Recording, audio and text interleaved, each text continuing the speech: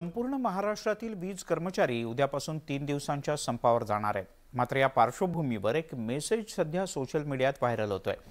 3 दिवस संपाचा इशारा देण्यात आल्याने सर्व ग्राहकांनी आपापले मोबाईल चार्ज करून ठेवावेत, पाण्याच्या टाक्या भरून ठेवा, तसंच दळणही दळून ठेवा असं आवाहन सोशल मीडियावरून करण्यात येत आहे। काय आहे हा व्हायरल होत असलेला मेसेज आपण पाहूयात। 3 दिवसांचा संप आहे, मोबाईल चार्ज करून ठेवा, दळून ठेवा, पिण्याचं पाणी भरून ठेवा, पिण्याच्या पाण्याच्या टाक्या भरून ठेवा, विजेवर चालणाऱ्या उपकरणांचा कमी वापर करा।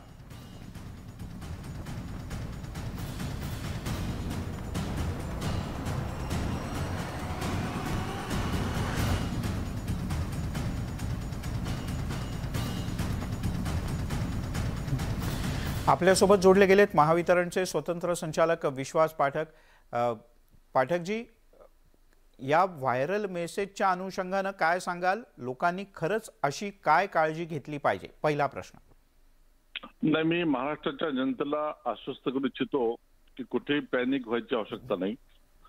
हा संप होणार नाही या दृष्टीने बोलणी चालू आहे, वाटाघाटी चालू आहे आणि कामगार संघटना देखील संप करणार नाही असं मला वाटतं। उद्या 1 वाजता दुपारी माननीय ऊर्जा मंत्री म्हणजे माननीय उपमुख्यमंत्री यांनी वेळ दिलेली आहे आणि त्याचा नक्कीच काहीतरी तोडगा निघेल। तरी संप जर झाला तरी एक पर्यायी व्यवस्था निर्माण केलेली आहे। वीज निर्मिती सुरू राहील, वीज वितरण सुरू राहील, त्यामुळे जनतेने कुठेही पॅनिक व्हायची आवश्यकता नाही। पाठकजी, प्रामुख्याने याच्यातली जी मागणी आहे ती नवी मुंबई, ठाणे किंवा अन्य ठिकाणच्या वीज वितरणाचं खाजगीकरण होणं याला विरोध आहे। मुळात सरकारची अशी योजना आहे का टप्प्याटप्प्याने खाजगीकरण करायची, आणि जर का तोडगा निघू शकतो तर काय मुद्द्यांवर निघू शकतो?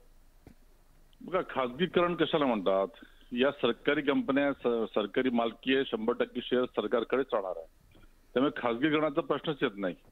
मात्र इलेक्ट्रिसिटी ऍक्ट मध्ये एक प्रावधान आहे, त्या प्रावधानाप्रमाणे पॅरलल लायसन्सीला लायसन्स देण्याची म्हणजे प्रॅक्टिस आहे। जसं मुंबईमध्ये 3 लायसन्सी आहेत, हो, तसं ऍडिशनल लायसन्सी असू शकतात। तो ऍडिशनल लायसन्सी झाला म्हणजे तो महावितरणचे कस्टमर घेऊन जातो असं नसतं।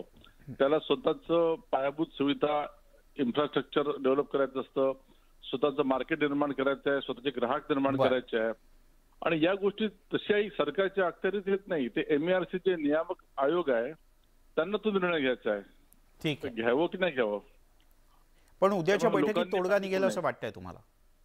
नक्कीच निघेल, नक्कीच निघेल। ठीक आहे, ठीक आहे। पाठकजी, धन्यवाद, तुम्ही न्यूज 18 लोकमतशी बोललात त्याबद्दल।